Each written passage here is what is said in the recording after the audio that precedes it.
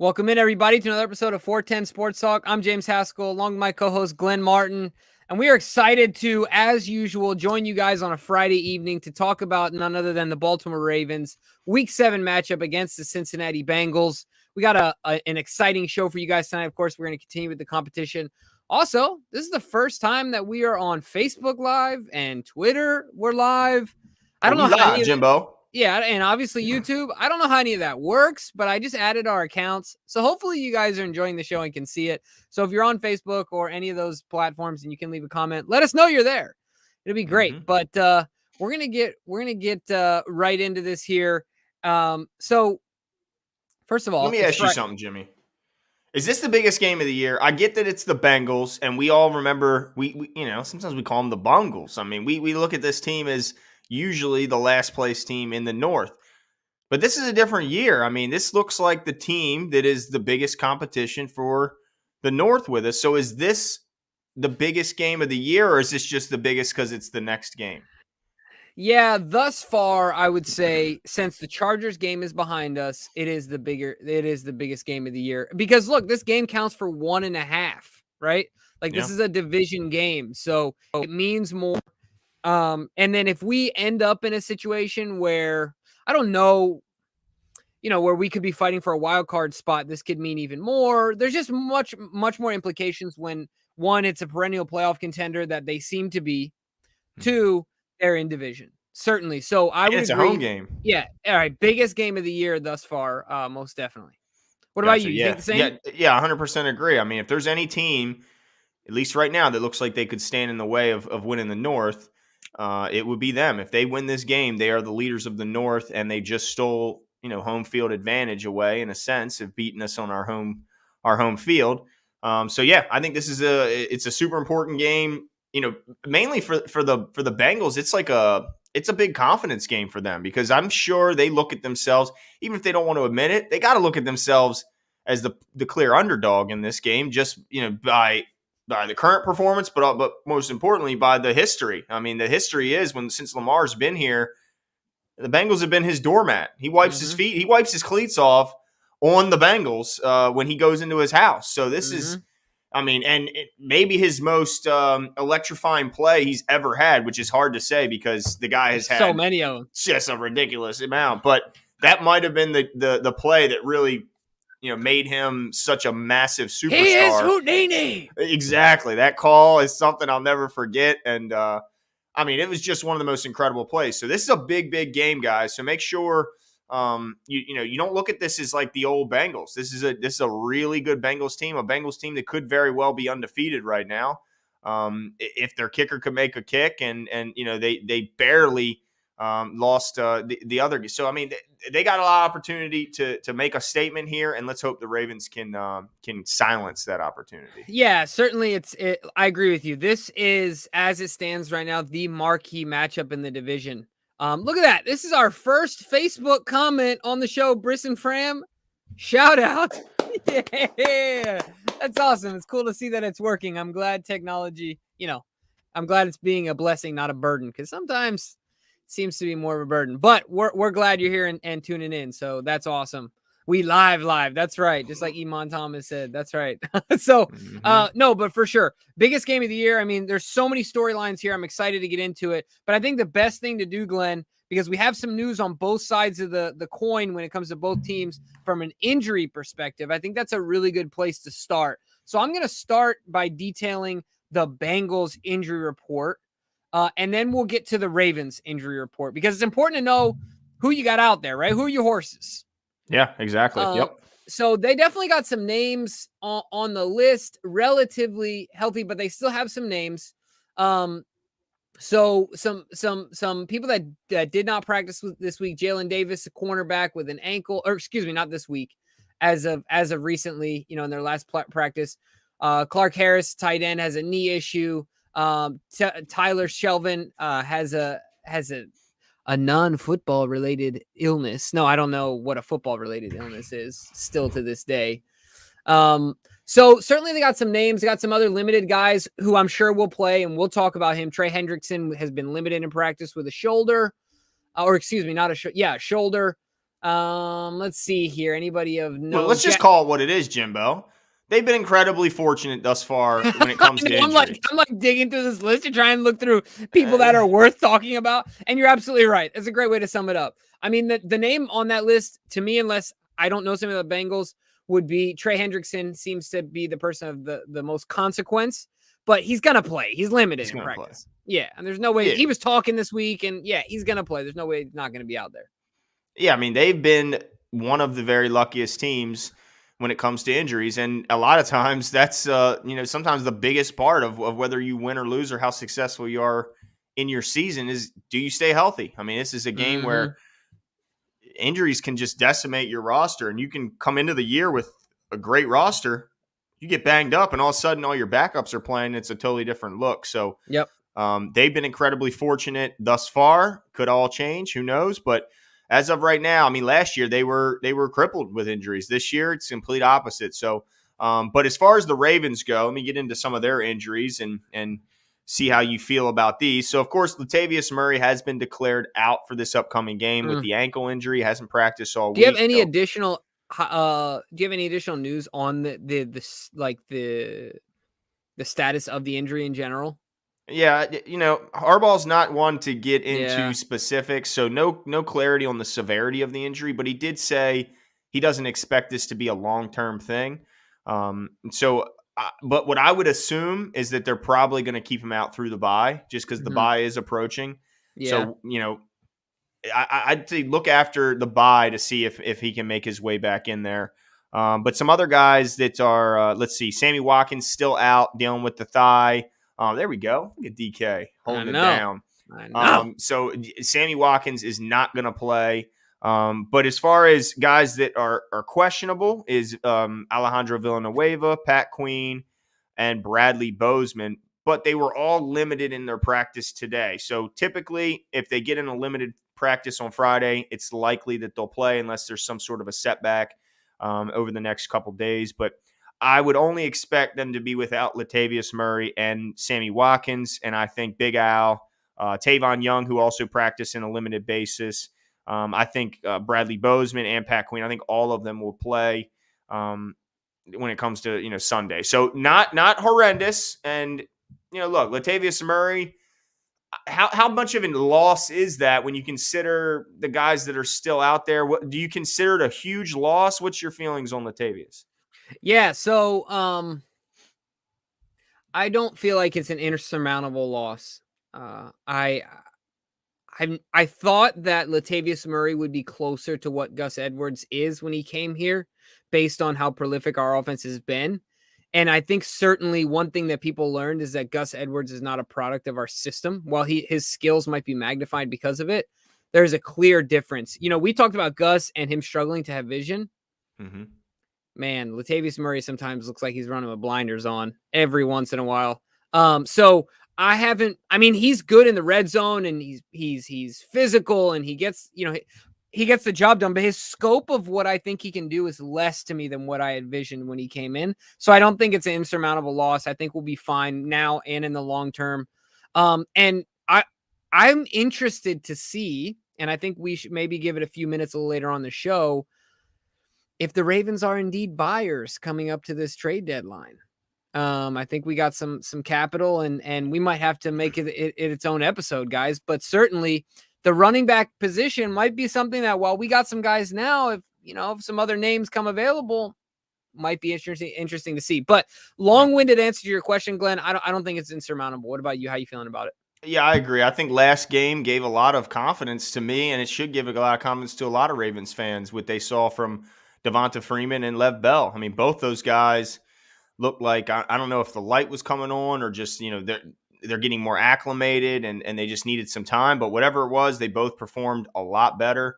And so they gave me a little bit of confidence. And I think we know what Tyson is at this point. So I think he's a guy that, if you ask him to run the ball on first and second down, he can get it done. I mean, I think his deficiencies are clear. It's pass protecting is not something that he excels at, and then it's why they brought in these veterans and that's why he's found himself to be on the inactive list, a healthy scratch a couple weeks. So this is his game. I think he's going to have an opportunity. I think all three of these guys, we're going to see a similar share of the ball, go to all three of those guys, and we'll see Yeah. who makes the most of it. But yeah, I don't think it's insurmountable. Those asking, Calais and Pernell McPhee just had rest days. They're Yeah. veterans, not injury related, so they will both be playing this Sunday. Look for them to probably get that day off every single week for the remainder of the year.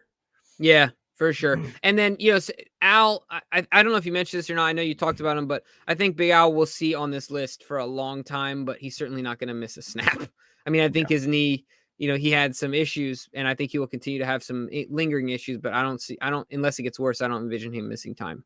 No, not at all. But I agree with you. I think he'll be on this list probably the remainder of the year. Yeah, absolutely. All right. Well, we know who's there. We know who's not. Obviously, it sounds like the Ravens have had a little less luck in the injury department, which seems to be the way it goes for us. So now let's get into some historical data as far as where the teams are at in regards to each matchup. So you have the Bengals defensive matchup against the Ravens offensive matchup. I like the way we've been doing this. I've been enjoying it, and I think it's a good way to kind of contextualize the game. So I want to give you a little bit of information, Glenn, give you guys some insight on the Bengals defense. So we'll get right into it here. But yeah, all right. So I'm waffling here. All right. So the defense, as far as their rank goes, man, I might be off here. Do you have the ranks up for the? Yeah, I got everything up. Defensively, the Bengals are currently 8th in the league. They've given up 1,986 yards so far this year. So impressive as far as the yardage totals there. If you're in the top 10, what's that? Forgotten how to read. Yeah, that's okay. It's all right. These sites can be a little bit confusing at times, and if you haven't navigated them a ton, then I can certainly understand that. Passing yards. This is what I find interesting. They're 28th in passing attempts given up, but they're 13th in yards given up, which tells me they can give up. They can be susceptible to some big chunk plays if they're 28th in attempts and yet 13th in yards. I mean, I don't know how do you read into that, Jimmy? If they've given up the 28th most attempts, but yet the 13th most yards. So to me, it means that their perceived weakness is in the secondary. So teams perceive their weakness to be in the secondary, and they're like, you know what, this is how we're going to attack them. Where other teams, it might be, and I would agree. In fact, I want to talk about this later in my key. When I went down their list and watched some film on them, they definitely have a solid front. And so I think that what this means, once again, is their perceived weakness is on the back end. And do I understand this correctly? They have 11 interceptions, or they rank 11th in interceptions. See, this is. Well, in turnovers, they've committed 8 turnovers, and they've turned their opponent over 6 times. Okay, so they definitely don't have 11 interceptions. I'm going crazy here. All right. No. They have 5 interceptions, and they're ranked 11th in that category. Okay.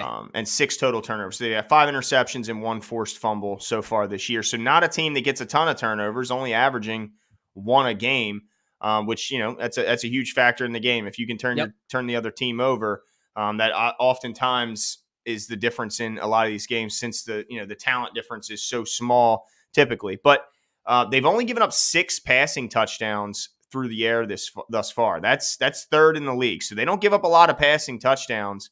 And they've only given up 5 rushing touchdowns, which is 9th in the league. So they're top 10 in both passing touchdowns and rushing touchdowns allowed. This is not a Bengals defense that we've seen over the last couple of years.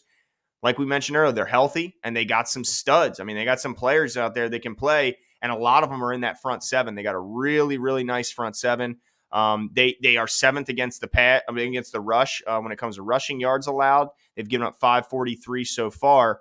So this is a defense that is extremely talented. They are not the old Bengals defense where Lamar can just pretty much do whatever he wants out there. This is a team that if you don't bring your A game, you're going to be in for a long evening.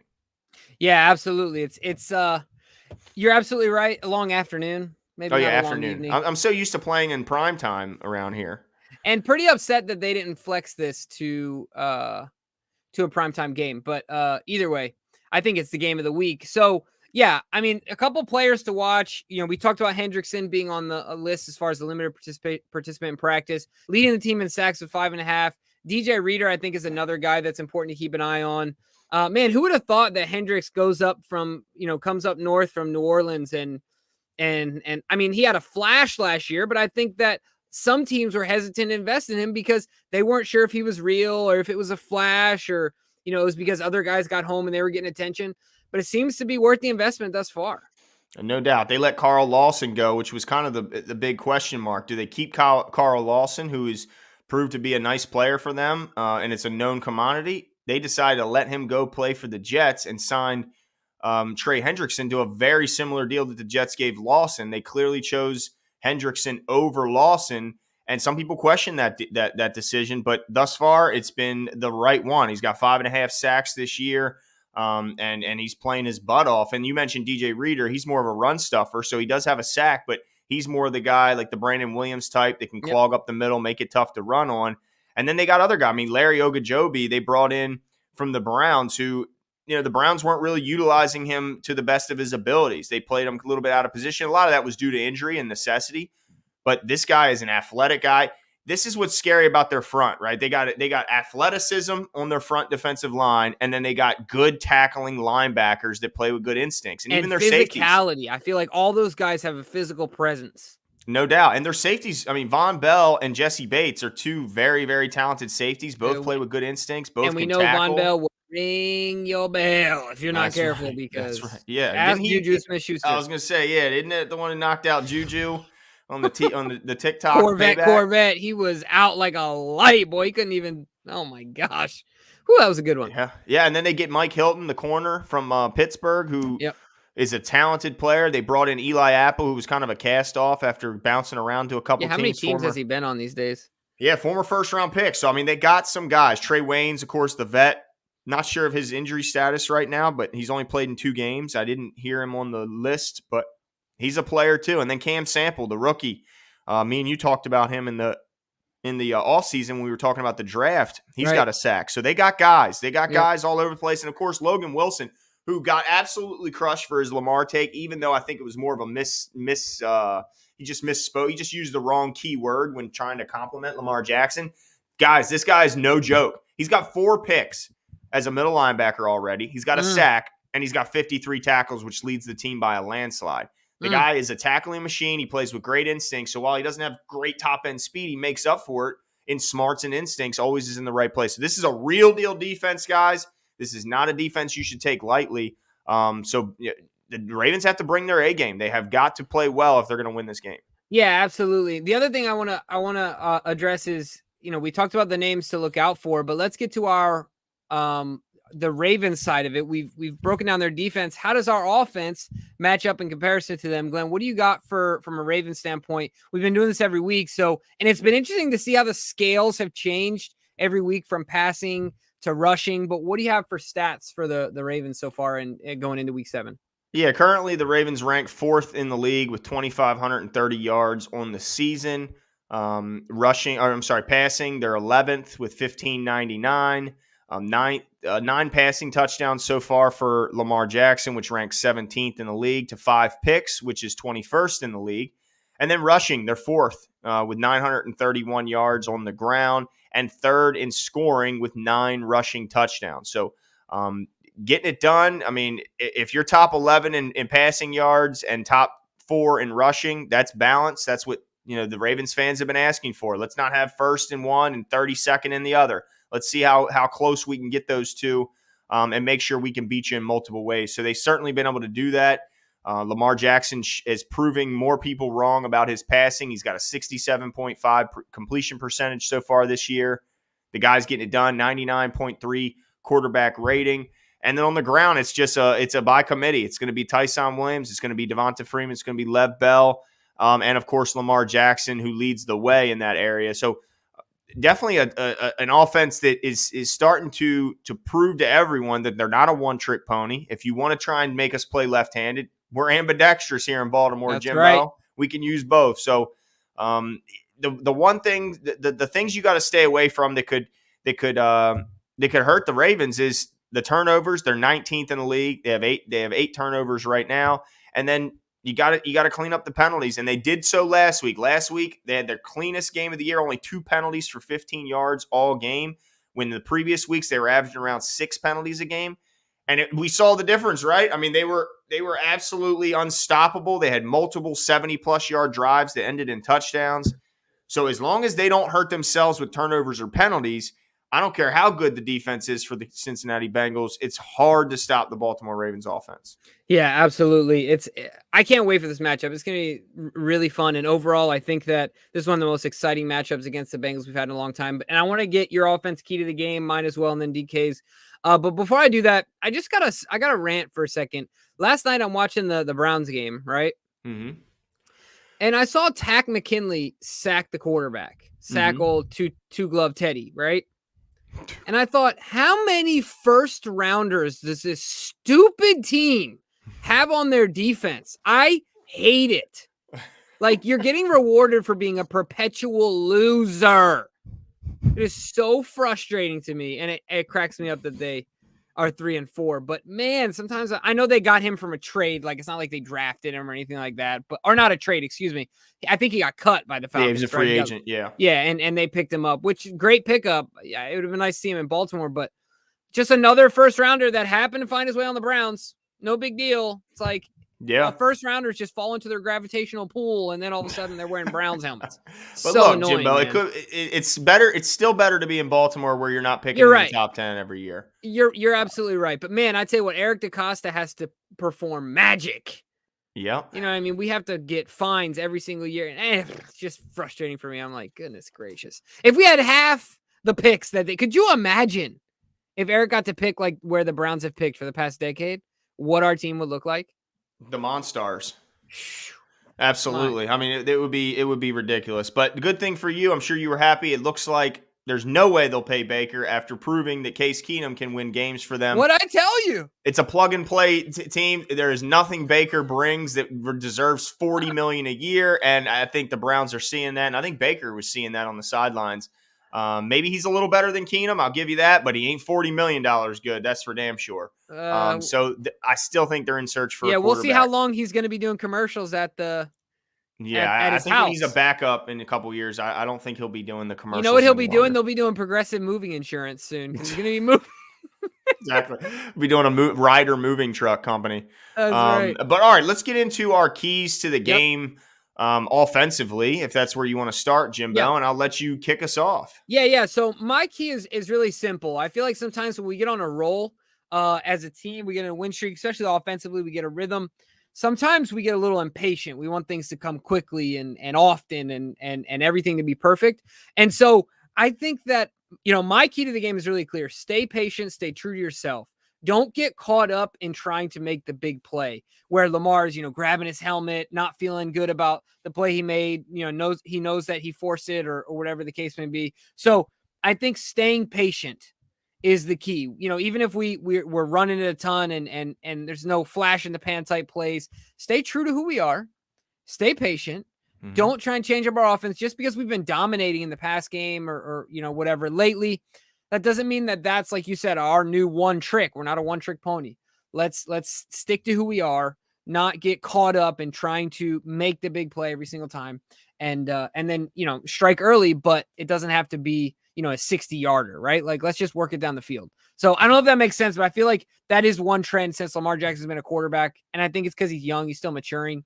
That sometimes when we get on a roll, he gets stuck thinking that every play needs to be a home run. And I think Josh even talked about that on our show because he had so many home run plays as a high schooler and a college player. He feels like every play he has to, and he can take it to the house. It doesn't need to be that way. Do you know what I mean? Yeah, absolutely. And some are saying that's the issue with Pat Mahomes this year. He's not taking what the defense gives him. He's trying to get that big play, and that's why his turnovers are at an all-time high. So, yeah, I certainly understand there. For me, it's about converting in the red zone. I look at the conversion rates. The Ravens convert on 71% of their red zone trips this year, which is a bit down from the Ravens standards since Lamar's been in town. But most importantly, the Bengals only surrender a touchdown on 52% of their opponents' trips to their red zone. So to me, it comes down to, are you kicking field goals or are you scoring touchdowns? And I think if the Ravens can score touchdowns, obviously that's going to put them in a much better position to win the game. If they're forced to kick field goals, then it keeps the Bengals in it. And, I'll get into what the Bengals numbers are later on in our other key.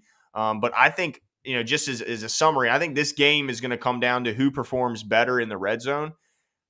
Because honestly, this year they've been even better than the Ravens have in the red zone, and that's a big key. I mean, if you're kicking field goals, 2 field goals ain't worth as much as 1 touchdown, as long as you get the extra point. That's So right. the And big there's thing no to me, 16-point touchdowns, right, Vic Fangio? that's right. And by the way, they asked Vic Fangio. He says he's not worried about his job security, Jimbo. He's just worried about turning this team around. You should be worried because I think you're going to be in early retirement.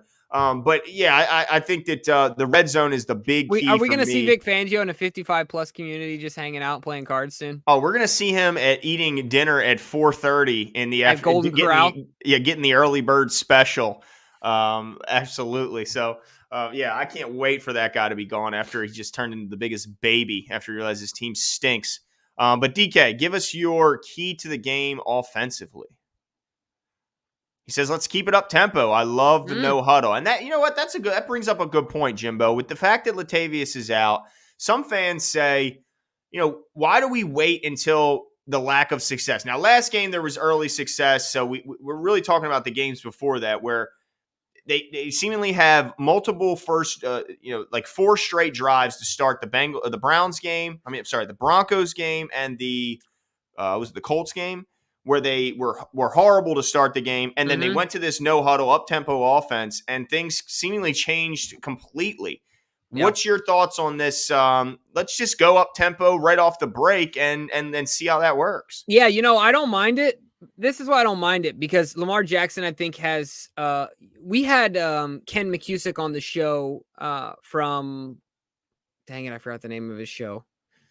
McCusick, Film Study Baltimore. Film Study Ravens, right? I think it is. Oh, okay. Yeah. Anyway, so he incredible as far as an analytical resource for the Baltimore Ravens. But the reason I bring him up is because he called Lamar Jackson the Babe Ruth of the RPO. Mm-hmm. And I think a lot of that has to do with Lamar's ability to read and react, basically his instincts. Yeah. Right. And so I think that one of the things I saw in the Colts game is that the tempo offense really bodes well to Lamar and his ability to read and react quickly and play with tempo, but also because he runs so often as a part of that, man, he can really gas a defense in a way another quarterback can't, because he's not just gassing the DBs and the big guys from rushing. He's gassing the big guys and linebackers and chasing them around. Mm-hmm. And without having to call a run play, you have the best runner on your team with the ball in his hands. Yeah. You know what I mean? So certainly I like it more than I thought I would. And so I don't mind it. I'm all right with it. I think it's cool. Let's do it. What the heck? Yeah, I mean, I guess the only concern is if you run up tempo and you have a quick 3 and out, then your defense is back out there. Right. And our defense isn't the youngest. That's true. And if their offense can convert, then you could wear a defense out in the first few drives, and then it's a long second half. So that's always the concern there. But if you have success, then it certainly works out. Breakout offensive player, to me, I'm stealing them from you last week. I thought you had a brilliant choice last week. We weren't even sure if he was going to be active. We know he's going to be active this week with Latavius being out. I got Devonta Freeman. I think he has a breakout game. I know I'm kind of waffling. I was waffling between him and Lev Bell. But I love what I've seen from Freeman. I love what they've shown. He's shown in the passing game. Yeah, I think he's shown a lot as a receiver out of the backfield. I think he's our fastest threat in the backfield. Explosive. Yeah, even Windbury is in there. Freeman's our speed back right now. And my only thing is, will I be bamboozled this week and we'll see the first appearance of Nate McCrary off the practice squad? Interesting. Any chance Nate McCrary's up and one of the other 3 who we assume might go down? No, like we know Tyson? Freeman's playing. We know Freeman's playing for sure based on his performance last week. I think he's our best back right now. I think it's pretty fair to say that Lev Bell's, after being promoted, he's playing. He ain't going nowhere. But what about Tyson? So it really comes down to Tyson, and I don't think so. I think Tyson gets the opportunity to play. He's been here longer. And I mean, I think seemingly he still showed more in the preseason and even this season than Nate McCrary. Excuse me. Yeah, I gotta get some sugar in me. But no, for sure, I think that we won't see McCrary. But my breakout player of the game, Glenn, I'm going risky again here, relatively risky. Nah, this isn't no Freeman of last week. Second game ever in the NFL. Breakout player for the offensively for me, Rashad Bateman. Batman is coming out. and he's looking across the other side of the field and all the love Ja'Marr Chase is getting, all the accolades I want to put on him, using the like his name is now synonymous with historic, all-time great start, blah, blah, blah. I mean, all this great stuff. Okay, well-deserved, fair enough. But there's a chip on his shoulder. You know it. He's got to be looking over it thinking, I mean, any great athlete, I'm better than this guy. I can do everything he does. That's everything. Right. Mm-hmm. And I think he's going to show out and say, I'm here. Okay. So I'm excited to see it. Rashad Bateman. And you know what? This trend of like rivalries will continue on my defensive player of the game as well. So stay tuned. All right, DK, who's your breakout offensive player? Devin Duvernay, divvy up the passes to Watkins. Oh, yeah, because Watkins is out. Yep. So who gets the targets? You know what? Every time I see Devin Duvernay with the ball in his hands, he does something good. I mean, every freaking time.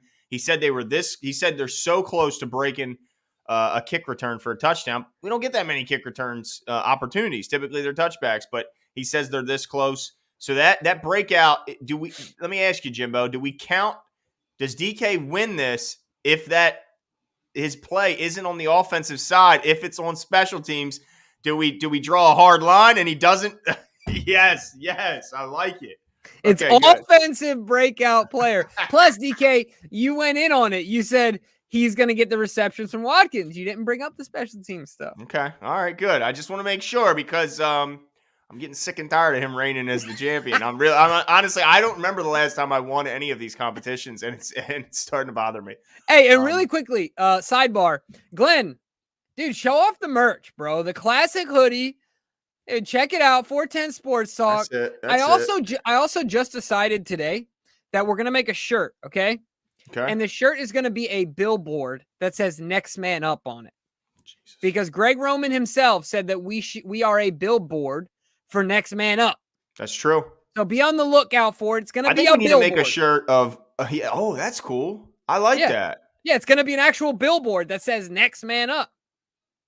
That's right. I like it. And you know what else we need to do? We need to get is it too mean to get the image of Baker when he's on the ground and he's like whining? Is it holding the arm? He's holding the arm. That might be wrong. That might be wrong. Okay. You know what, Glenn? Get me that for Christmas. Okay, there we go. And I'll have like a Baker hat on him instead of a helmet. That's with an apron great. And some okay. All right, cool. Let's get into the offensive side of the ball for the Cincinnati Bengals and how they match up to the Ravens defense. So offensively, let's see, they're 21st in total yards at 2,067 so far this year. They rank 19th in the league with 8 turnovers. Passing the ball, they're 18th in the league with 1,430 passing yards so far, and they're 5th in touchdown passes. Joe Burrow's got 15 touchdown passes to 7 interceptions, so he's definitely chucking the ball around and getting it in the end zone, no doubt about it. Rushing, they're 20th with 637 so far this year, but 27th in touchdowns with just 3 on the ground so far. So they definitely get their touchdowns more often through the air. As 15-3 is the difference there. So it's a massive difference between the two. So if they're looking to score, it's likely going to be coming through the air, but that doesn't mean you should sleep on the very talented running back that they do have in Joe Mixon. Yeah, Mixon is one of those names that certainly have to look out for, and I feel like he's been playing better this year than last year. I think a lot of that has to do with the improved offensive line, along with the improved passing attack, the air attack that they have. But some names to look out for. It's funny, we've been breaking our rules now 3 weeks in a row, Glenn. We've been doing one player. Last week we did 3. This week again we're doing 3. I mean, it really comes down to Burrow, Chase, and Mixon, and that's leaving out guys that we know. Like Alden Tate, Tyler Boyd. I feel like I'm still missing names. T. Higgins. T. Higgins. They got a deep wide receiver room. I think, and I got blasted for it, I think, by a few people that are Browns fans. I said they have the best wide receiver room in the offseason before the draft. And it's even better now with Ja'Marr Chase, who is off to a historic start. As hard as it is for me to say, I mean, it's absolutely true. By the way, I got to say another thing. We were on somebody else's live show for the Cincinnati Bengals. Shout out to Orange and Black Insider. Next time we're going live, Ravens Flock, we're going to give you the link. Make sure you hop in there because we were getting some hate. There were some people trashing on the Ravens a little bit. So we're going to have you flood the chat, show out, so that way Yeah. people aren't calling the Ravens rat birds anymore. All right? Yeah, it was absolutely hilarious, some of these comments and the confidence that their fan base has. It's like a nail talking shit to a hammer. Like, Yeah. what are you doing? I mean, we know what happens when these two teams meet, with at least over recent history. It's hammer time. So let's not. But we were being awfully nice for the most part in Yeah, our yeah. visit. But next time we go on their show, Jimbo, I think I'm gonna have to go in on them fans, man. I'm gonna Yeah, have to no, turn loose on them. I'm with you 100%. Yeah, I mean, all you should be doing in that scenario is being deferential. Right. Like, what else can you do? I mean, super frustrating. So make sure you guys get in there next time. And yeah, just my thoughts. But all right, so let's move on and get to the Ravens defense in this matchup. We highlighted the powerful offense that they have behind old Joey B. Right now, the Ravens defense is ranked 18th in the league. And if I'm not mistaken, Glenn, isn't that up from last week? Yes. I Oh, believe, big time. yeah, Huge. because I think we were in the 20s last week. So that's up from last week. Currently, we're giving up 20 points a game. Let's see, passing yards per game. We're at 277 passing yards per game, which is not what you like to see. 121, or excuse me, what are rushing attempts? Oh yeah, here we are. 82 rushing yards per game, under 100, pretty normal for the Ravens. Yeah, the top four in that category. I like it. Yeah, absolutely. And I feel like that's pretty shout out to John, because I think consistently his team knows how to stop the run. But does it worry you that we are not the best against the pass with a team that seems to always be in the news every week with a highlight, with Joe Burrow throwing it deep? Yeah, I mean, I think if last week didn't happen, I'd be far more concerned. But didn't last week kind of give you a big sigh of relief about our pass defense? I mean, they took Justin Herbert and I think a more talented offense over there than what we're going to see this week. I mean, maybe you might want to say Eckler is maybe a little worse than Mixon, but it's close. It's super close. And I don't think many would take Burrow over Herbert, at least nationally. And then the receiving core, as good as Cincinnati is, I mean, Keenan Allen and Mike Williams, Jared Cook at tight end. I mean, that's pretty damn good group. And they Yeah. completely embarrassed them, shut them out Yeah. virtually. I mean, they have, 6 points? I mean, that's But let me tell you what my concern is in all these games, Glenn, is the ability to do it again. Like, I always get afraid because psychologically, when you shut out a team like that, I do think it does something to your psyche, and you got to have leadership to keep you in shape. And hopefully John does this, but you got to have players that do it too, where you don't let off the gas a little bit. We all get a little fat and happy sometimes when we let off the gas, right? Like sometimes you forget the pain of losing because you've been winning or dominating, and you get a little complacent.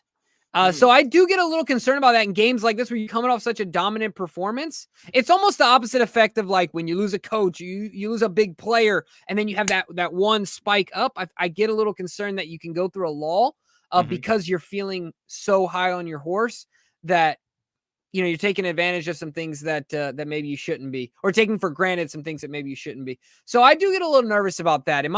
Is that just irrational? Am I being crazy? No, I think a normal team, I would be concerned with that. With this team, it's just hard with John. I mean, at least me, I have such confidence in John and the rest of this coaching staff that I just don't see them allowing this to happen. They'll stress that this is the most important game of the year, being the first AFC North game so far. All right, well, let's see. Yeah, go ahead. Michael says Burrow is reckless. I think the safeties are going to have plenty of chances for picks. Is this the game?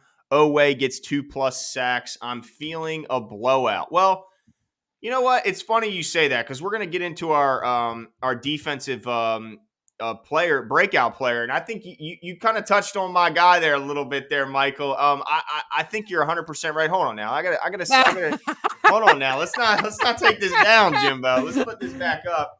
As far as the first half of your comment there, I think that there's definitely going to be an opportunity because while they don't do it often, there's at least going to be a handful of opportunities down the field for Ja'Marr Chase because the guy averages a little over 20 yards a catch. So he's going to have an opportunity. There's going to be opportunities where they're going to try and get the ball down the field to Ja'Marr Chase. So there's going to be opportunities for these guys to get their hands on the ball. And what I saw from Elliott last week was a phenomenal interception where he rips the ball out of Jared He Cook's just hands. wanted it more.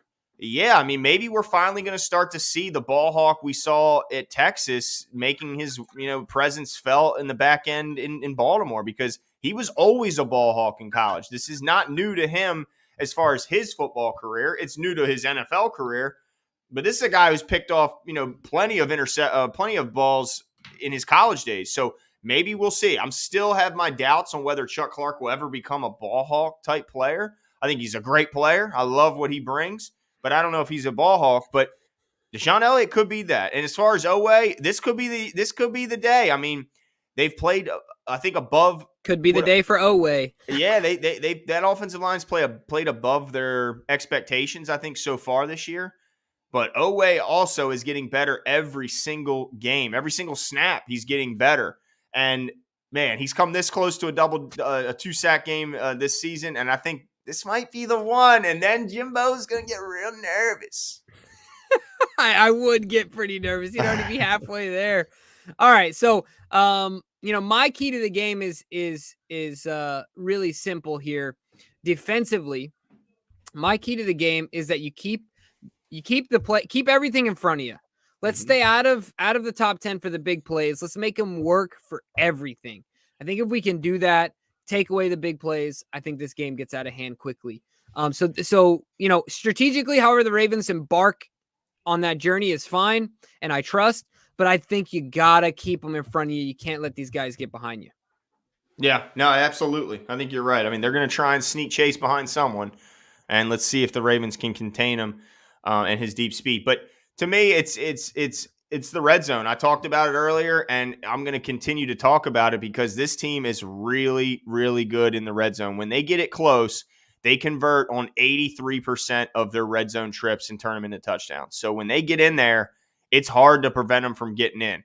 And now the Ravens have been really good on defense in the red zone. They've only surrendered a touchdown on half of the trips of their opposing team into their own red zone. So they're at a 50% red zone rate. So something's got to give, Jimbo. You're talking about a team, an offense that's great in the red zone and a defense that's been thus far pretty darn good. One of those things is going to change this Sunday, and I think if the Ravens end up on the winning side of that, then they have a really good shot to win the game. But as a sidebar, I don't want to steal DK's here. Okay. They got to tackle, Jimbo. I mean, they did a really good job last week at tackling. I don't want to see a regression. I don't want to see them start to slide back and start going into bad habits. But with Bynes in there, it gives me a lot of confidence that won't be the case. Yeah, for sure. And that's a good point, because back to my point about not slipping up after a big game. Shout out, Will. Thank you so much. You know what, Will? You rock. All right? You rock, Will. You're making us blush. I know. Jeez, a whiz. That is so nice of you. Thank you very much, Will. We appreciate it. And if you guys ever want a guaranteed response to your comments, go ahead and throw a super chat in there. It's just it's impossible for us to get back to every single comment. But certainly, if you want one, you can follow suit. But thank you so much, Will. We appreciate it. We'll keep that up for a little bit. Mm-hmm. But man, he got me feeling so good about our show that I forgot what I was gonna say. Oh, that happens. Well, the good thing is, DK, it is his turn to announce his defensive key to the game. So let's see what he's got. Safety's gonna work. We need PDs to keep the game at hand. PDs, pass deflections. Okay, yeah. I figured it out. You see that? How my mind, the hamster was going? Yeah. I think you got smoke coming out of your ears. Yes. I think he's right. I mean, we need some pass breakups out there. I think the safeties are going to play a big part. That big part could be covering the flat out of the backfield as far as passes to the running back, as well as they're going to have to tackle in the run game too. So the safeties are big, and pass deflections are going to help. But I think also they need to be some of our surest tacklers. And Clark has been that all year. Chuck Clark's been maybe our surest tackler consistency-wise all season. And Deshaun has too, even though he's missed some games. So, big game is going to be needed for both of those guys if the Ravens are going to win. Yeah, absolutely. And so let's get it right into it then, Glenn. Let's get into our defensive breakout players of the game. And I'm going to start this one off. I've been starting a lot of segments off, but you know what? I'm feeling good about this one. All right. Marlon Humphrey talked about not being in the turnover column yet so far. Shocking, right? Yeah, well, yes and no. Like No punch Marlon's never. outs. That surprises me more than the Yeah. interceptions. The no Yeah. interceptions doesn't surprise me a ton, but yeah, the no punch outs does surprise me. But either way, he's been playing phenomenal. And look, Yeah. I think this week he takes Jamar Chase, puts School. little boy in his high chair, and puts him in the corner. All right, look, it's a little Alabama LSU thing going on here. Good point. He's gonna show him what's up, Mm-hmm. introduce him formally to the true AFC North, and what he has in store for him for the next 8 to 10 years. Come on over here, young fella. Let me teach you a thing or two. You know, he's gonna show him that he's been in the weight room. He's gonna show him what it feels like to get jammed by an all-pro, in my opinion, probably the pound for pound strongest corner in the NFL. Agreed. And yeah, I think he's going to do work on Jamar Chase. I wouldn't be surprised if we see a little bit of extracurricular activity from one Jamar Chase. From under skin? Just pure frustration. Yeah, I mean, could see a bit of a Odell Beckham incident out there like we saw a couple years back. So this, yeah, absolutely. So this is my prediction. Not only does he keep him under. You ready for this? Hold on now. We don't spoil our later over-unders, which could involve. Yeah. You're right. This is what I'll say, though. He's going to shut him down, and he will get a turnover by one-way interception. I hope he punches it out. I like that better than even an interception because that's more of a welcome to the league to the rook. No, I agree. And I know we're trying to get through this. Sorry for the second sidebar here. Can someone do something about TJ Watt assaulting people? Got flagged again. It's ridiculous. But he's been doing it since, remember RG3? He pretty much knocked the wind out of him. Oh, yeah. He's one of my least favorite players in the league. Just me. One of my least favorite players. I think he's kind of a punk. I like his brother a lot better, but that's just me. Anyway, all right, let's keep this thing going. Who's your breakout player of the week, Glenn? It's Odafe Owe. Odafe Owe is gonna get one step closer. You just want to put the fear of God in me, don't you? I want to see you sweat a little bit. You're still feeling way too smiley about this bet. Way too smiley. I am, and I'm nervous for the tides to change, but I'm just holding on, man. Yeah, you're trying to portray this air of confidence, but I know deep down you're nervous about the repercussions of eating that microphone cover. So I'm thinking Owe is going to be the guy, and I think he has a double-digit sack game, or not double-digit, a 2-sack game, I should say. I don't think he's going to put up 10 sacks in one game. Oh my gosh! Yeah, well. All right, DK, who you got? Player? Chuck Clark with a turnover.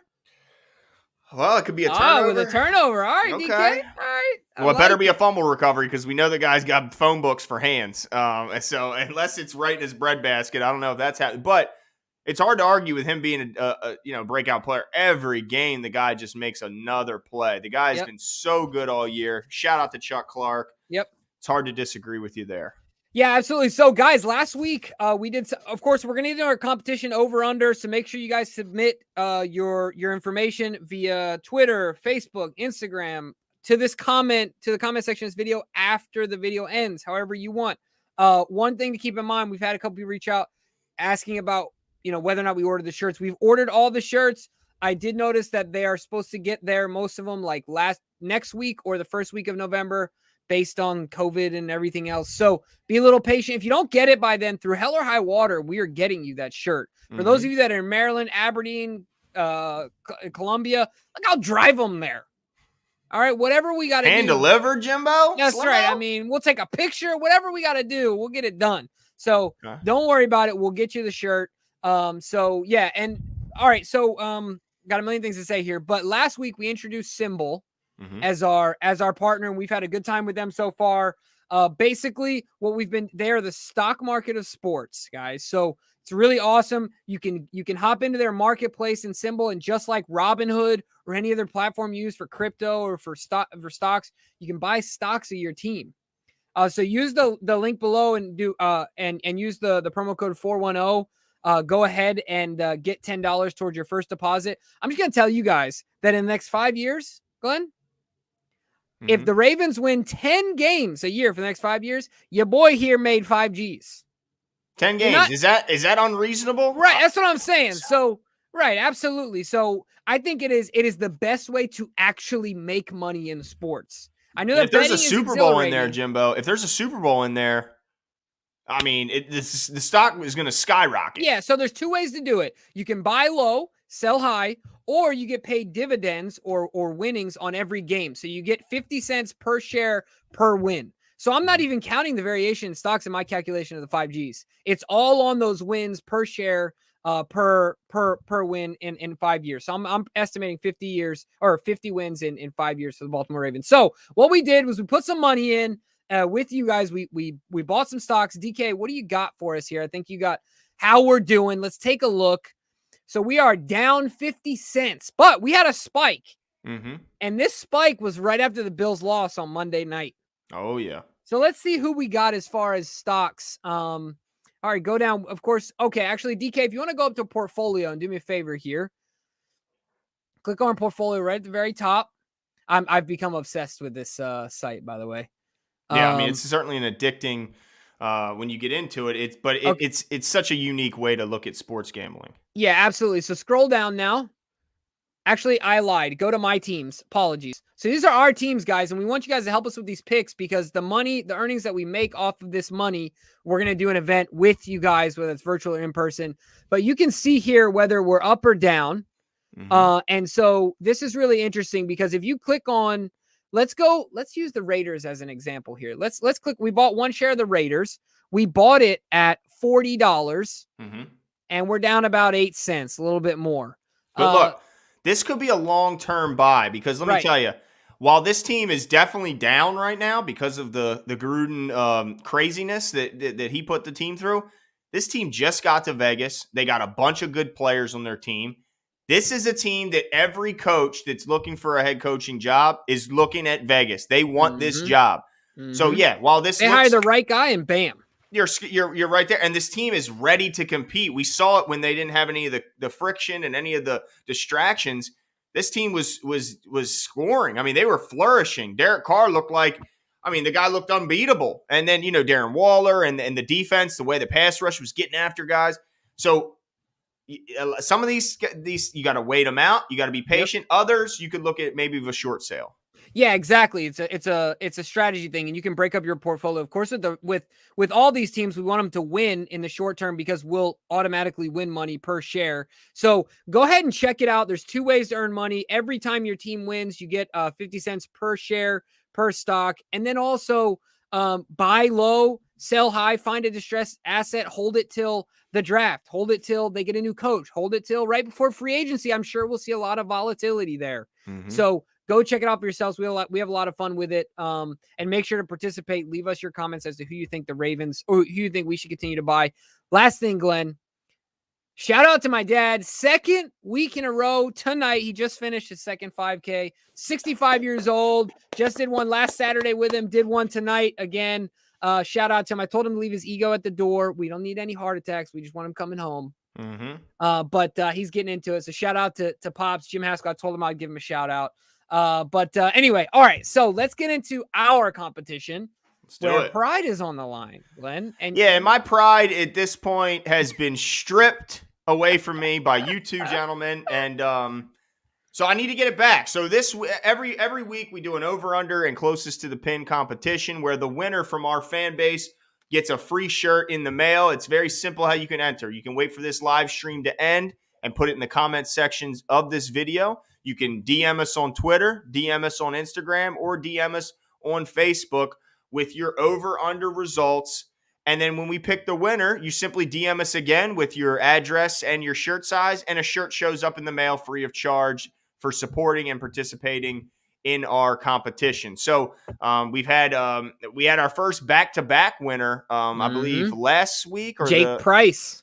Yeah, so shout out. Got he's coming for DK. Yeah, he's coming for because coming DK for the throne. I mean, my man DK won every competition the first year. No, we might have DK. We might have Jake Price down here, not DK. I mean, I'm just saying DK. I have them both in here. I know. I'm just playing DK. I'm just playing. But yeah, I mean, so this is a great way to get more involved in the show, to become more part of the 410 Sports Talk flock.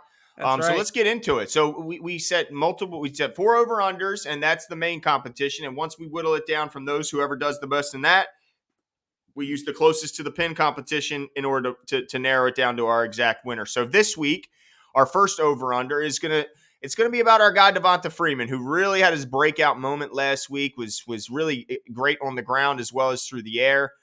So we set the Devonta Freeman rushing total at 72.5 yards, a game where I think a lot of people are expecting him to take over the carries and the bulk of the carries. So Jimbo, what do you got? Over under 72.5 yards. Now, this is rushing. I find that interesting, and not total yards, receiving and rushing. So Under. keep that in mind. Okay. Under. Yep. Where are you going? Yep, under as well. I think if this was total DK? yards, I may have had a different I feel you. response. But it'd still be close to me. But yeah, DK, where are you going?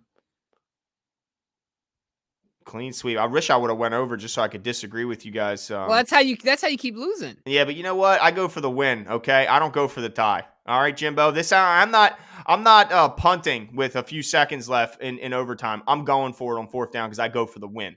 All right, Staley. Lamar Jackson. The next over under is going to be Lamar Jackson longest completion. So whatever his longest completion of the day. That's where we're going by. So they set it. DK set it at 42.5 yards. Jimbo, what do you say? Under. He's not throwing. Yeah, I don't think he's completing the. So let me clarify this, DK. Does a screen pass that goes for 42.5 plus count? Absolutely. Ah, crap. It's a passing play, right? Yeah, but I was thinking air yards. Come on, now you're getting too granular. Yes. Okay, I'm going over then. I'm going over. Okay, so he gets a deep one. Damn it! I wish I wanted you to be opposite there, and you had to go ahead and change it up. I agree. I think over. I think Hollywood finds a deep ball in the end zone today or this week. All right. I think it could be Devonta on a screen. He come up with 42. That's interesting. That's your cuts a couple of them up. Hey, it could be Devin Duvernay also. Watch out for him. Yeah, absolutely. I mean, yeah. So we all say over, and we're all. I think it's funny we didn't mention Lev Bell though, but yeah. All right. So those are our offensive ones. Our defensive ones, we got Jamar Chase receiving yards, 81.5. Glenn, I'll start with you. Where are you going? Under. Of course, I agree with you. I think Marlon teaches him a little bit of a lesson this Sunday. I think he gives him fits to come off the line, and his physicality is just something you have not experienced until you have, and he hasn't yet. And it's going to be an eye-opener. And I wouldn't even be shocked if Jamar Chase doesn't leave the game early due to the overwhelming physicality coming his way from Marlon Humphrey. I don't know if I see all that. hey, watch it now. Watch what I say, okay? I'll watch. We'll see. But I agree with you. I'm also going under, and I'm gonna double down unsolicited. All right. Okay. He's going under 50, bro. Woo! Under 50. Marlon puts in work on him. This is something that he has not experienced. Fresh out of college, hasn't had time to hit the weights, hasn't had time to, get adjusted to the league yet, and he hasn't met a one Marlon Humphrey yet. Now, there's going to be times when Marlon's matched up on Tyler Boyd, T. Higgins. That's fine. In those moments, do they find him and expose Anthony Avert like we saw in the Colts? It is possible, but okay. I'm riding with it. All right, fair enough. Under 50. I think he will be a mere afterthought. A non-factor? I think by 4 minutes left in the fourth quarter, they're going to be like, man, Jamar Chase, we've hardly seen what's unsolicited bets. No bet, no wager, but I'm doubling down on it. Okay, fair enough. All right, well, DK, what do you got? Oh, my goodness. I am tired of all our agreeing. I mean, we've agreed on all three of these, so let's hope for a disagreement here. All right, the last and final defensive over-under is the Ravens' tackles for loss for the game. I have a feeling that you and I picked wrong, Glenn. Set it at 5.5 tackles for loss for the game. I have a feeling we got ambitious. I'm not nervous. I mean, I'm glad you want to change it. Go ahead and go under. Change the other, please. That way I can be the one who stands alone against you both when I win and reign victorious. And I will brag very loudly for the next week until I lose next week. I want to stick with my pick. I'm going to roll with my instinct. Okay. What do you got? Yeah, so I'm going over. I think the Ravens get a few sacks. I think Justin Houston passes the 100 mark. I think Calais gets closer to the 100 mark. I think Odafe Owe gets none. But I do think he has a tackle for a loss or two. And so I think I'm going over 5.5 tackles for loss. Yeah, well, I agree. I think it's over. And I think it's because they get to Joe Burrow. They get some sacks. And correct me if I'm wrong, that's a tackle for a loss, right? I mean, Yes, sir. we count that in that category. So I think that the sacks will come and they will lead to tackles for loss and they'll go over. What do you think, DK? Under. Okay, Under. this is where he tries to win the competition Yep. right here, Jimbo. This is where he sneaks in with his winning prediction here. And you know what? Not this week. Not this week, DK. No, sir. So let's get into our closest to the pin portion of the competition where we predict the total yards for either our Ravens or the opponent. This week, we decided to go with the Bengals. Total yards for the Bengals.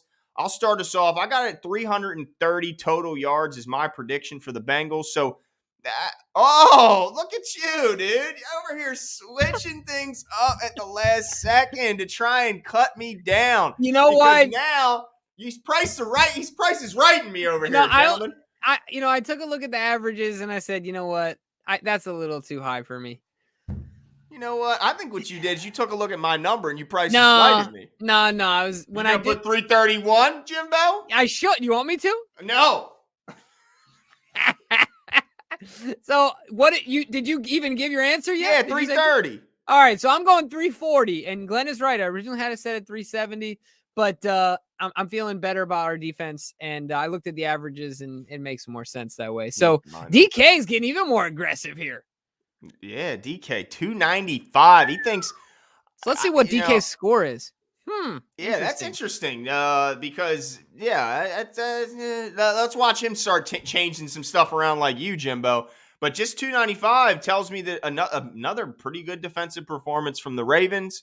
And so let's hope that DK is right in regard to the yards, because that probably means the Ravens have success. As far as total score goes, I got the Ravens winning this game 27-20. I think it's a relatively close game until the very end, where the Ravens have one of those classic Raven drives where they suck the last 8 minutes out of the fourth quarter. And just take up 14, 15 plays and just put the dagger in your heart nice and slowly. And then turn it. And just twist that son of a gun and just take your life right out of you. I think this is a game where it looks like they're right there the whole time, and at the end they just pulled away. So 27-20 Ravens for a total of 47 points. Yeah, and really quick before I get my score, if anyone hasn't seen the hype video for this week, shout out to the Ravens. Absolutely sick. Were you ready to run through a wall? Best one I've ever seen. And on top of that, they doubled down on the whistle and put it in the hype video. Good. So they said, I see your comment. I raise you. Mm-hmm. And so check it out. It's on the Ravens website, but it's awesome. My score, as usual, I have the Ravens winning by the widest margin because I'm the most confident on the show in our Baltimore Ravens. The biggest homer. You know what? I'm the most confident. 34-24, 10-point win for our Baltimore Ravens. I was going to go more, but you know what? 34-24 is plenty, and I think it will feel like more than that.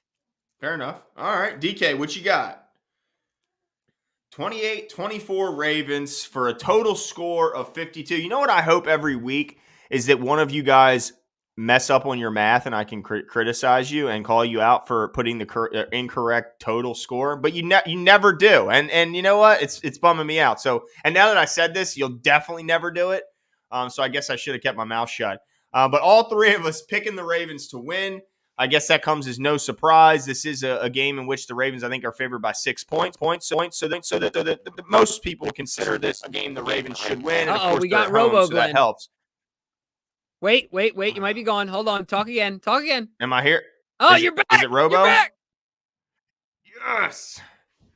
The technical difficulties are real around here. Yes. Iman Thomas says DK is playing chess, not checkers. And I agree. You agree? I agree, and it's really bumming me out. I don't know if I'm playing Chinese checkers or what, but I'm not playing the same game because I lose every damn week, and it's starting to piss me off. What's the game? Hold on, shout out to Dante. Shout out to Dante in the chat. Been a long time. If this is the same Dante I used to go to school with, but shout out to Dante in the chat. Appreciate you joining us. Yeah, man. So, shout out to Dante. I don't know you. I don't think I might, but anyway, I just wanted to say, what is the game? It starts with an M. that you like move. It's a wood tablet, and it's got like. Oh yeah, I don't know what it's called, but it always used to be at like the That's what Denny's. you're playing. That's like the simplest game. That's That's like tic-tac-toe, Jimmy. That's what you're playing, and DK is.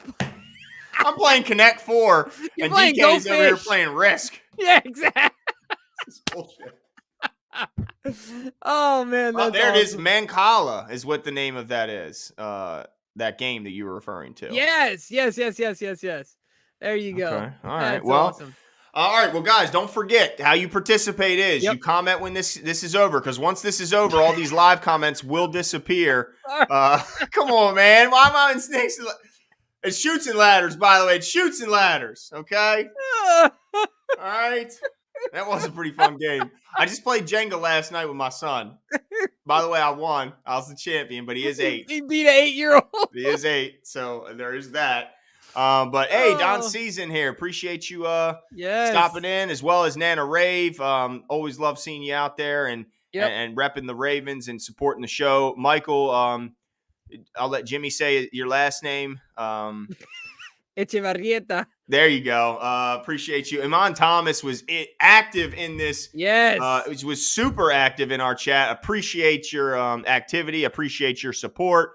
Let's see. Yeah. Oh, and GMN Stretch, we will put the link out there because they were real reckless for getting that ass whipped every time we see them. They're going to bottle up Lamar and this, that, and the other. Man, get out of here. Like, come on, dude. Like, just ask your players how bottling up Lamar has gone the last few years. I think they have linebackers that still don't know which side is their sideline based on being in the spin cycle. Yeah, I think Virgil. Is it Virgil? Was the one that got exposed the most? It was so bad that the numbers on his the letters on his jersey just switched around. That's how spun he got. And Dave Cutsill says he wants to win again. He wants some respect on his name. He wants to be a guy we talk about as in the Mount Rushmore of competitions here. So yeah, absolutely. Billy Seals. And Dave, your shirt's on the way. I can confirm. It is on the way. Billy Seals, it's a bummer you missed it, but we will be back. Let's see. McDiamond, always love you coming out here and supporting us and being active. Channel Dirty 7. Yeah. My man pumping up the likes. I appreciate you as well. Let's see. McDiamond, always showing love. Appreciate you coming out. Frank Duggins. The name of the app is Symbol, in case you guys were curious. DK, can you throw the link in the comment section? Yeah, absolutely. And then when you go to the website, make sure you use the promo code 410.